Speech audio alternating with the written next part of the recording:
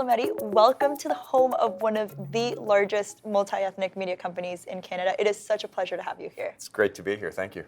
Now, you've had a lot of experience with multiculturalism within the country, yourself with your parents being immigrants. Can you tell us a little bit about that story? Well, it's a Canadian story. My parents came to this country after the Second World War for the reasons that people usually came, which was a better life for their kids. They grew up in poverty. They had no formal education, but they had a very strong set of values. They worked hard. They taught us to work hard, and they taught us to value family. They taught us to value faith. And they taught us to value our education, and they made sure the one thing that we had to get was an education. What would you say would be your top 3 priorities as Justice Minister for them? Well, access to justice is critically important for any community. So that means trying to make sure that people have a confidence and an ability to use the justice system. And certainly that's a priority for me as Minister of Justice. And where do you think Canadian media or ethnic media specifically would lie within those priorities as well? I think community media, ethnic media, whatever we want to call it, is critically important to maintain the language.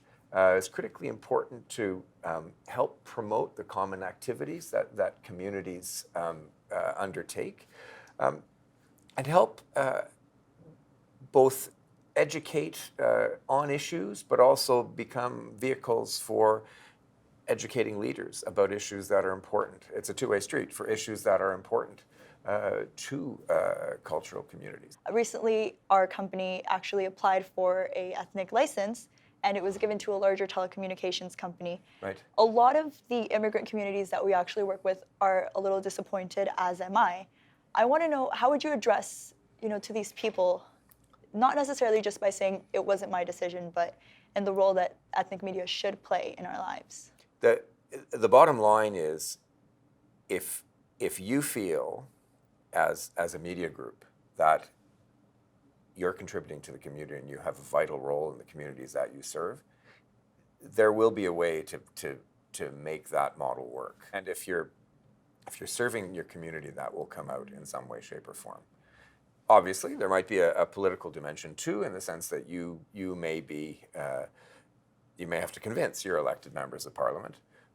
You may have to convince people with decision-making responsibility that perhaps they've made a mistake, and I would suggest that you don't give up.